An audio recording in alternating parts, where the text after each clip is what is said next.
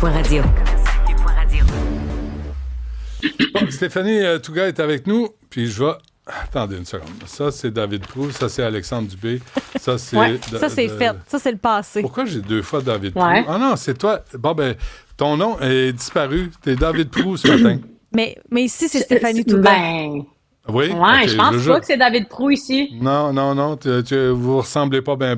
Bon, il y a deux à ministres... part les lunettes, là, on n'a rien en commun. Pas tant. on en reparlera. Deux ministres démissionnent en Alberta. Ça, c'est intéressant. L'Alberta qui vit un moment politique dans son histoire, franchement intéressant. C'est rare que je dis dans la même phrase moment politique intéressant et Alberta, mais là, on y est. Il y a deux ministres qui ont annoncé leur démission hier. Le ministre des Finances puis le ministre de l'équivalent du ministre de la Santé, là, des soins hospitaliers et de la chirurgie. Là, c'est quand même un drôle de titre, mais fait que deux ministres très influents qui ont annoncé qu'ils allaient quitter le cabinet de Danielle Smith, la première ministre actuelle, en disant « Ouais, ben dans le fond, on a discuté de notre avenir politique, puis on veut pas se représenter.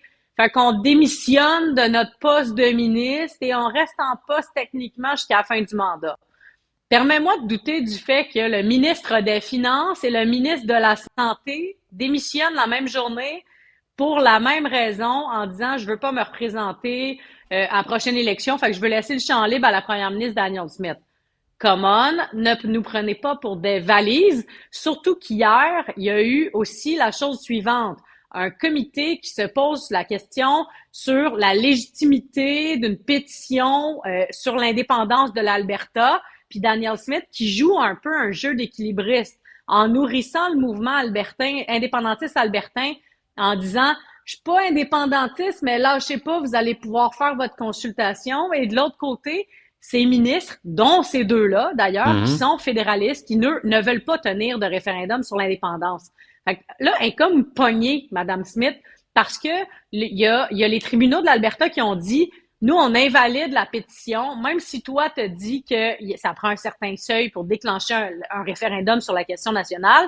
Nous, on l'invalide. » Notamment parce que les Premières Nations n'ont pas été consultées, parmi d'autres raisons. Donc là, Danielle Smith, qu'est-ce qu'elle va faire? Elle a le choix de dire, on continue, on va aller porter ça en appel, puis je vais continuer de nourrir le mouvement indépendantiste albertain, ou, ben non, je suis fédéraliste, j'arrête de niaiser, mais je perds mon rapport de force face à Mark Carney. Fait qu'elle est comme pognée entre l'arbre et l'écorce en ce moment, elle a su jouer sur ce fil-là d'équilibrisme, mais là, hein, comme un peu, la température a monté d'un cran là, avec la démission de ces deux ministres. Mais je veux juste comprendre, les deux ministres qui ont démissionné, c'est des ministres qui s'en vont vers le mouvement indépendantiste ou contre? Non, c'est ça, c'est deux fédéralistes. Eux trouvent que Mme Smith, elle entretient un petit peu trop les indépendantistes, là, essentiellement, en trame de fond. C'est ce qu'on comprend, du moins c'est ce qu'on décode. Fait que est-ce que ces deux ministres-là ne sont pas des indépendantistes, bien au contraire? Puis là, Mme Smith, va falloir qu'elle se décide, parce que là, elle a commencé à laisser planer le doute qu'elle allait permettre une question, mais pas « Voulez-vous que l'Alberta se sépare et devienne un pays? » Mais bien, voulez-vous que l'Alberta reste dans le Canada? Puis là, tu te dis, pourquoi poser cette question-là? Parce que c'est essentiellement le statu quo. Parce que qu'est-ce qui arrive là si, mettons, le oui gagne, on veut rester dans le Canada, bon, Danielle Smith n'a plus de problème, on reste statu quo. Mais mettons que le non l'emporte. Est-ce que c'est vu par la loi sur la clarté, par exemple, parce qu'on a une loi sur la clarté référendaire depuis le renvoi sur la sécession dans les années 80? Est-ce que ça pourrait être perçu comme une question claire avec une majorité claire que les Albertains veulent se faire un pays? Tout ça, là, c'est comme une situation de déjà-vu au Québec, mais aussi c'est une situation que Danielle Smith, je ne pense pas qu'elle l'avait anticipé qu'on se rendrait à ce genre de questions extrêmement techniques-là pour les Albertains. À l'aube, on est à 6 mois, entre 6 mois et 1 an d'une élection.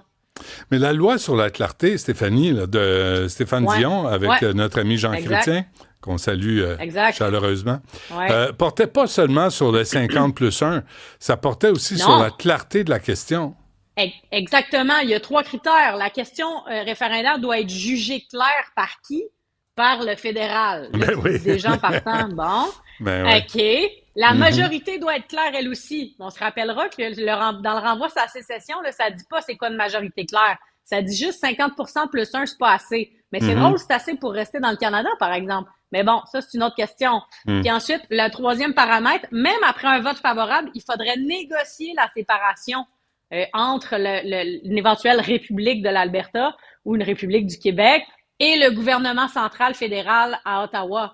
Donc, il y a tellement quand même ouvert à une couple l'idée. d'embûches, là. Ben oui. Ben, c'est ça. Puis, tu sais, moi, c'est comme si je te demande, hey, Benoît, tu sais, mettons, moi, je veux que tu me donnes une promotion, OK? C'est quoi les paramètres pour atteindre la promotion? Ah, ben, je te le dis pas, c'est moi qui va décider si tu atteins les objectifs. Ben, OK, tu sais, c'est bonne chance avec ça, ma belle. Ouais, c'est ça. Oui, c'est ça.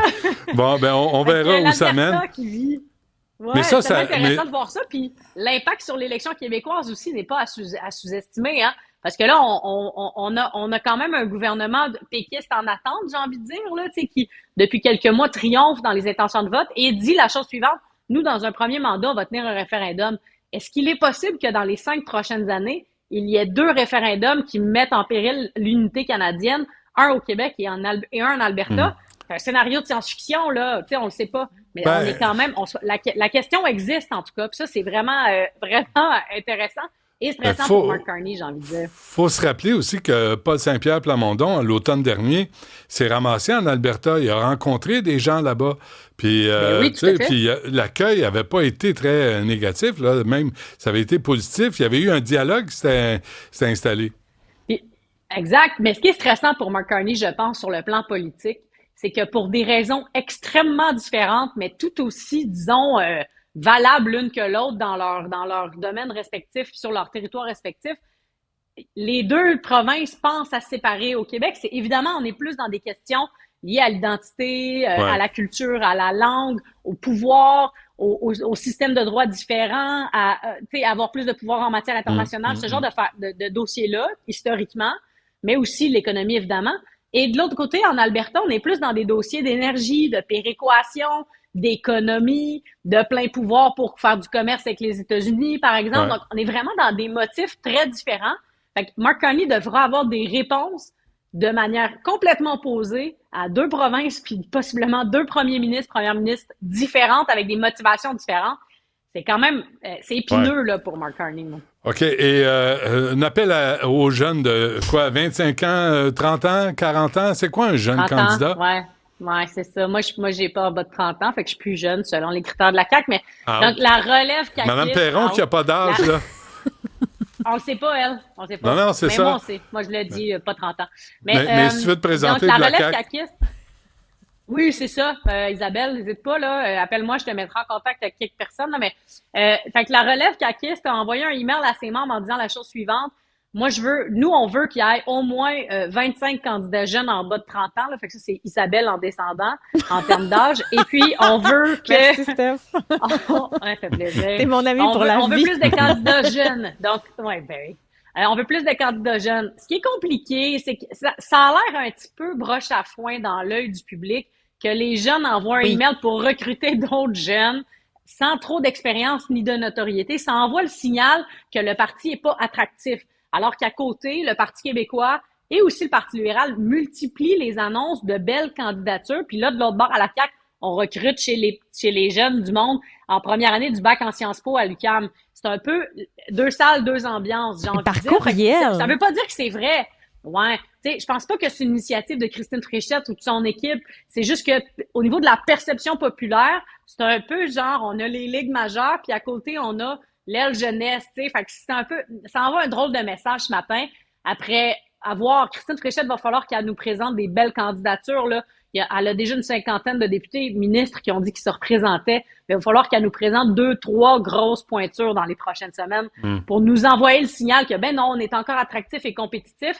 Puis sais-tu, je pense que le léger d'hier, à 22%, dont 20% chez les francophones, ça va le oui, ça redonne confiance. C'est par courriel, il aurait dû dire par TikTok. Tu sais, par Snapchat. J'aime ça. Benoît qui parle de TikTok. Ouais, OK, c'est oui, assez. je maîtrise l'application puis tout. Non, je maîtrise rien. Je suis un touriste là-dessus. Exact, mais un touriste avisé. Ouais. Mais c'est quand même drôle qu'on parle de courriel. Comme, tu sais, presque de Hotmail. Tant qu'à y être. Écris-moi sur MSN. Oui.